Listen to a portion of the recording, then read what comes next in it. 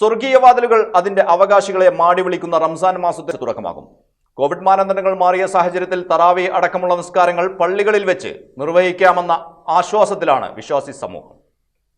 ശരീരവും മനസ്സും സൃഷ്ടാവിലർപ്പിച്ച് ആത്മീയതയുടെ ദാഹവും വിശപ്പും പേറി സഹജീവികളുടെ ഹൃദയം തൊട്ടറിഞ്ഞുകൊണ്ട് ഇനി ഒരു മാസക്കാലം മുസ്ലിം സമൂഹം റംസാൻ നോമ്പിലേക്ക്. കഴിഞ്ഞ 2 വർഷവും കോവിഡ് മഹാമാരിയുടെ കാലത്തായിരുന്നു റംസാൻ നോമ്പ് കടന്നുവന്നത്. അതുകൊണ്ട് തന്നെ നമസ്കാരങ്ങൾക്കും കൂട്ടപ്രാർത്ഥനകൾക്കും കടുത്ത നിയന്ത്രണവും ഏർപ്പെടുത്തിയിരുന്നു. എന്നാൽ ഇത്തവണ കോവിഡ് മഹാമാരി നിയന്ത്രണങ്ങൾ മാറിയ സാഹചര്യത്തിൽ പള്ളികളിലും മറ്റും സമൂഹ പ്രാർത്ഥനകളും നിസ്കാരങ്ങളിലും പങ്കെടുക്കാമെന്ന സന്തോഷത്തിലാണ് വിശ്വാസികൾ. സൃഷ്ടാവിനുള്ള പരിപൂർണ വിധേയത്വവും അനുസരണവുമാണ് നോമ്പിന്റെ ആത്മാവ്. അന്നപാനീയങ്ങൾ തുടങ്ങി മൗന വചന കർമാദികൾ ഉൾപ്പെടെ എല്ലാം ദൈവേച്ഛയ്ക്ക് അനുസരിച്ചാക്കുകയാണ് വിശ്വാസി.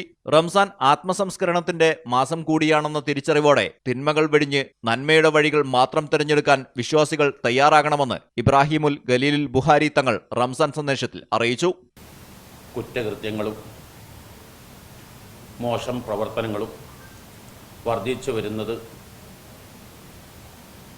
ആത്മീയ ബോധവൽക്കരണത്തിൻ്റെ കുറവാണെന്ന തിരിച്ചറിവോടെ ഈ പരിശുദ്ധമായ റമദാൻ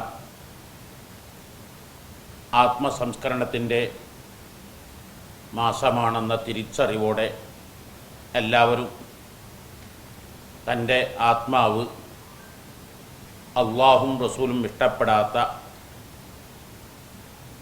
സൽസ്വഭാവത്തിന് വിരുദ്ധമായ ഒന്നും ഉണ്ടാവില്ലെന്ന് പ്രതിജ്ഞയെടുത്ത് ആ പ്രാർത്ഥനകൾ മാത്രമേ സ്വീകരിക്കപ്പെടുകയുള്ളൂ എന്ന വിശ്വാസം, ചതിയും വഞ്ചനയും അക്രമവും ലാഞ്ചനയുണ്ടെങ്കിൽ പ്രാർത്ഥനകൾ സ്വീകരിക്കപ്പെടുകയില്ല, നോമ്പ് ഫലപ്രദമാവുകയില്ല. എൻ്റെ അയൽവാസി പട്ടിണി കിടക്കാൻ പാടില്ല, മതസൗഹാർദ്ദം സ്നേഹം ഊട്ടിയുറപ്പിക്കലാണ് ഏറ്റവും വലിയ പുണ്യം എന്ന തിരിച്ചറിവോടെ എല്ലാവരും പരിശുദ്ധമായ റമദാനിന് തയ്യാറെടുപ്പുകൾ തുടങ്ങിക്കഴിഞ്ഞു. എല്ലാവിധ ആശംസകളും നേരുന്നു.